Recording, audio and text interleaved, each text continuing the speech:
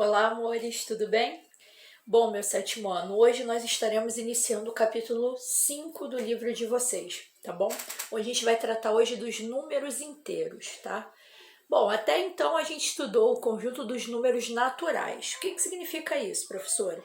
É o que naturalmente a gente utiliza no nosso dia a dia, para contagem e tal. Se eu quero, por exemplo, contar a quantidade de canetas que eu tenho aqui na minha mão, eu tenho uma, duas, três, quatro canetas. Então isso aqui é dito como um número natural, porque naturalmente eu utilizo ele para contagem, tá ok?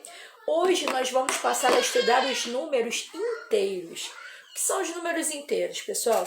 São aqueles números que eles englobam os números positivos, que são usados para contagem, como a gente falou dos números naturais, e além deles a gente vai utilizar os números negativos também.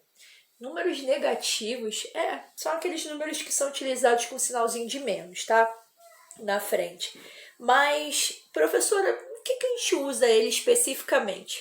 Bom, eu vou colocar no nosso dia a dia aqui Tinguá, né? Tinguá tá fazendo muito frio à noite, todo mundo tem sentido? Então à noite as temperaturas têm decaído. A gente ainda mora num lugar onde as temperaturas não são tão baixas assim, mas tem locais onde a temperatura chega a ser negativa, abaixo de zero. Como, por exemplo, quando chegar no inverno, nas regiões mais próximas lá da região sul, geralmente as temperaturas chegam a gear, né, daquele gelinho, né, sobre as plantas e tudo mais. Então, é porque a temperatura está abaixo de zero. Abaixo de zero, então significa que elas estão negativas, tá? Então, a temperatura é um tipo de coisa que a gente utiliza muito os números inteiros, aonde quando tá calor, né, quando a temperatura está elevada, a gente chama de temperatura positiva, a temperatura que está acima de zero. Agora, quando essa temperatura está dizendo que o clima está bem frio, né, nos dá essa sensação térmica de frio, então é porque a temperatura ela tá, reduzida, tá abaixo de zero, tá bom? Então, um dos fatores que a gente utiliza muito a temperatura abaixo de zero são em regiões geladas, né? Vocês aí, quando estão tendo aula de ciências com a professora Bruna, vocês falam muito sobre isso. Vocês falam, por exemplo, sobre as temperaturas que são medidas no termômetro, né? E, aliás, sabendo que matemática está tão presente no nosso dia a dia, vocês sabem qual é a escala termométrica que a gente usa? A gente, quando mede, por exemplo, que a temperatura está 27 graus, é 27 graus o quê? Celsius, né? Em homenagem ao físico e matemático, né, que descobriu que fez uma relação entre as escalas termométricas levando em conta a temperatura de gelo e de vapor da água. A gente sabe que a água vira gelo a 0 graus Celsius, né? E ela começa a evaporar a 100 graus Celsius, a água pura.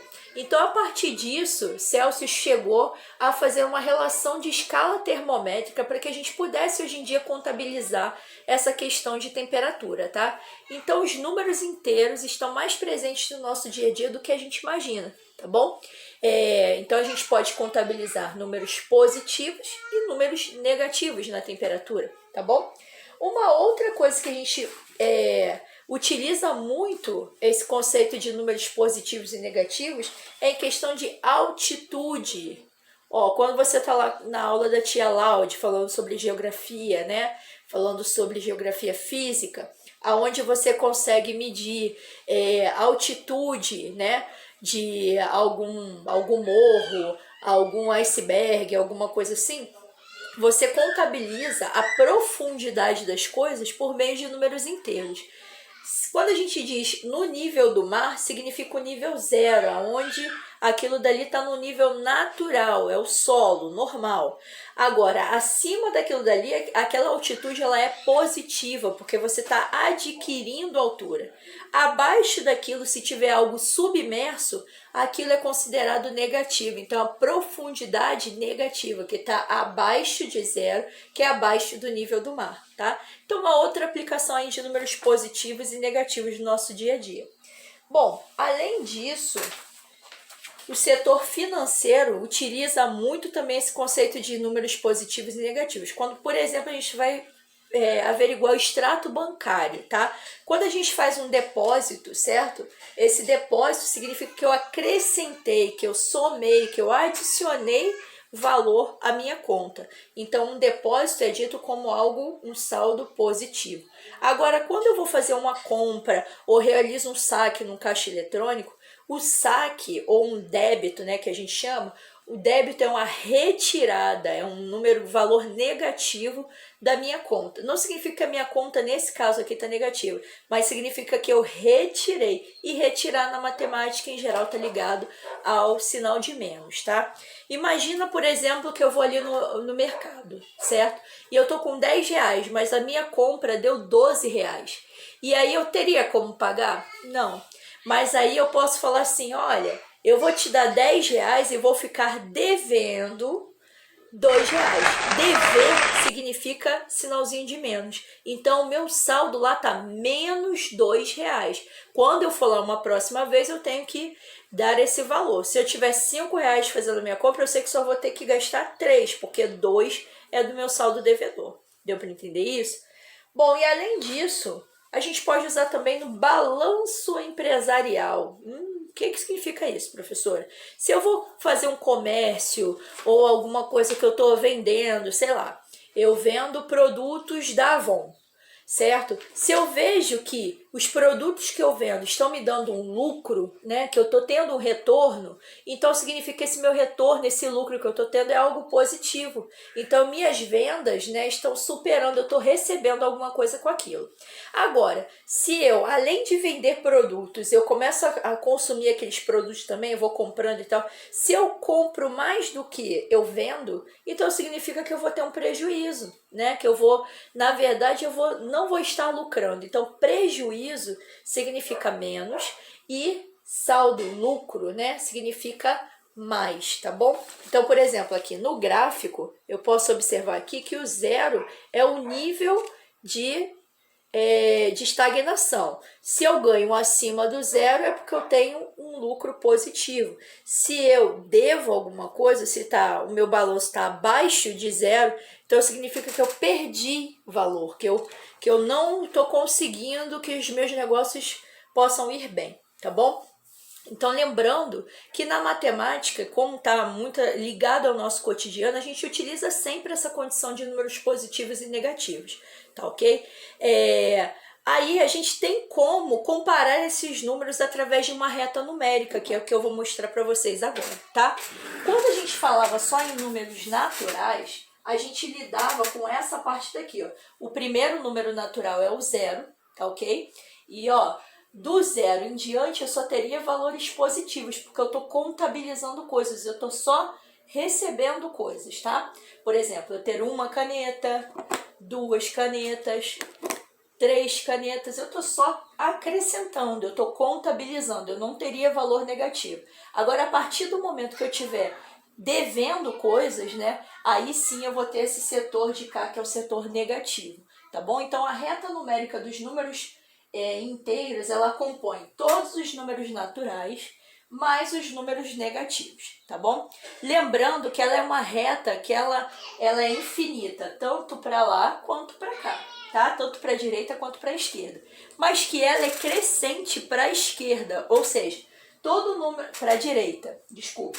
Da esquerda para a direita, os números vão ficando maiores. Por exemplo, ó, eu sei que 1 é menor do que 2 e 2 é menor do que 3, então está crescendo. E dessa forma é também para os números negativos. Vocês percebem que os negativos, ao invés de crescerem assim, 1, 2, 3, 4, 5, como é daqui, ele vai crescendo menos 1, menos 2, menos 3, ele é virado para cá, tá bom? Então, o que acontece? Quem tiver na parte negativa mais perto do zero, significa que ele é maior. Tá bom? Então, quando a temperatura está menos 1, por exemplo, ela está uma temperatura mais elevada do que se ela tivesse a menos 6. Menos 6 é menor do que menos 1. Então, vou colocar isso aqui para vocês repararem que menos 6 é menor do que menos 1. Pois quem está mais para a esquerda, quem está mais longe do zero é menor. Quanto mais perto do zero o número negativo tiver, maior ele é. Aí a gente se pensar em sucessor e antecessor. Por exemplo, ó, eu vou pensar aqui no número 4, tá? Negativo. Então, o menos 4. Quem é o sucessor dele? Sucessor dele é o menos 3. Sucessor é para a direita. Quem é o antecessor dele? É o menos 5, ok? Então, lembrando disso, que na parte negativa, ela cresce, os números, na verdade, são colocados dispostos para a esquerda, tá ok? Então, ó, menos 1, menos 2, menos 3, menos 4, menos 5, menos 6, infinitamente, tá ok? Só que se eu fosse comparar os números, quanto mais próximo do zero eu tiver, maior esse número fica, tá bom? Espero que vocês tenham entendido. Eu sei que é um conceito meio diferente, meio complicado da gente compreender agora, porque é algo novo, tá? Mas eu vou deixar aí para vocês exercitarem e façam, por favor, os exercícios da página 130. Vou colocar aqui, ó, das páginas 130 até a 132 e em seguida façam a 136 até a 139, tá ok? Muito boa sorte, estudem, tá? E qualquer dúvida vocês tirem comigo no privado. Um beijão.